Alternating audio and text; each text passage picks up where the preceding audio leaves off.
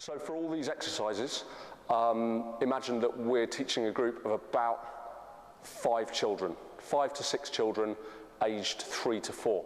And for this age group, I would have the parents involved. So whenever we're feeding balls, throwing for the children, that kind of thing, the parents are doing it, so there's not a line of children, they're not having to wait. So, first things first, balloons. Very, very good for this age group. Obviously this is going to look very simple, but keep in mind that this is going to be for a 3-year-old. First thing I have them doing is this, just throwing it up and catching.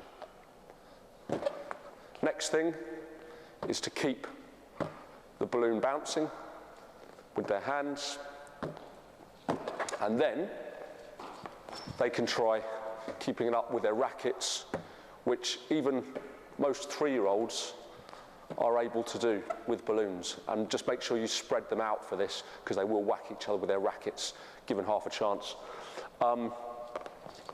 Just one step further than balloons is beach balls. And again, we could just have them doing a bounce and a catch. I would then get them to throw it up and bounce and catch.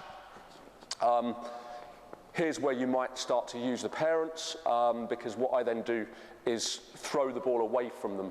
So we have them standing on a line.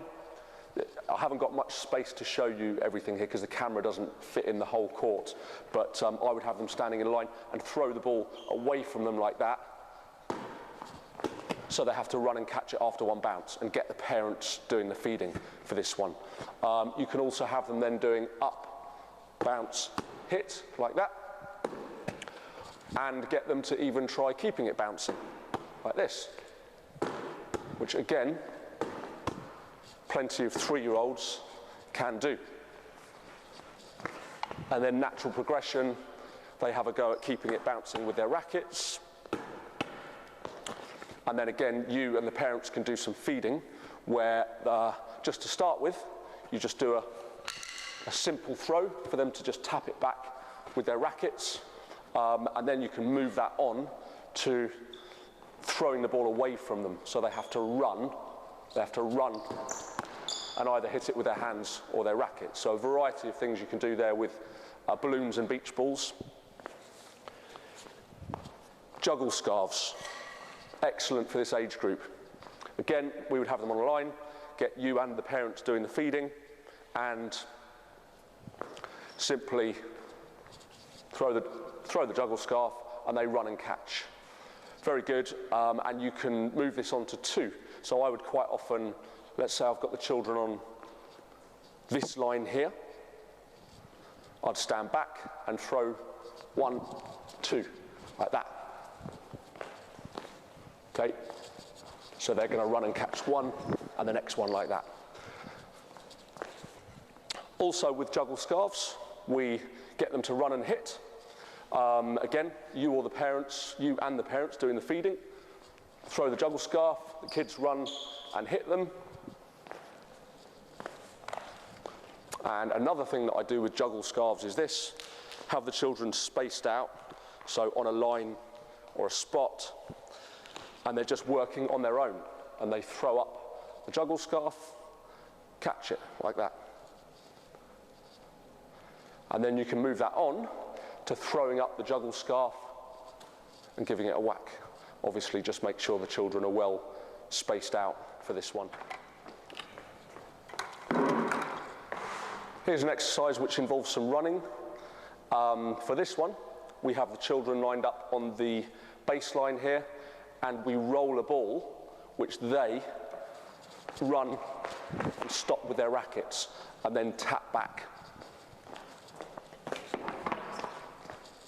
Again, it can involve you and the parents feeding the balls, so they don't have to wait for too long.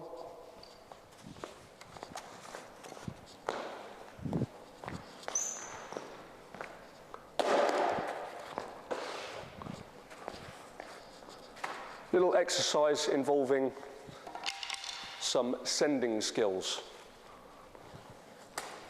because tennis is obviously a game of receiving and sending, and this is simple.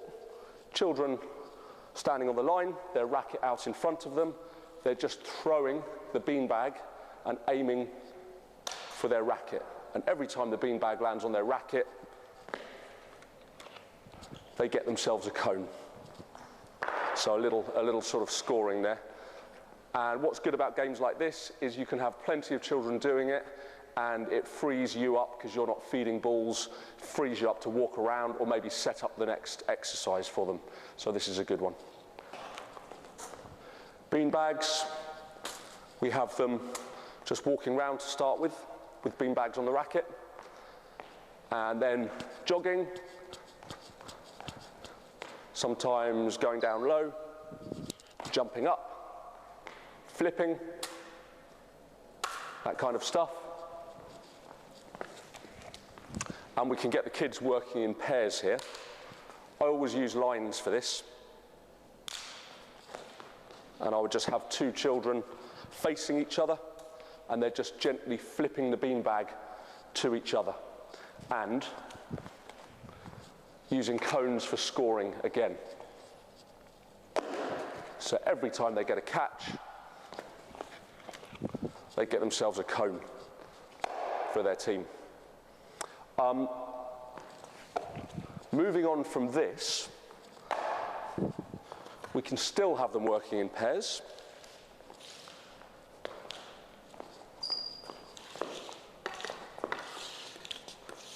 And do a bit of floor tennis.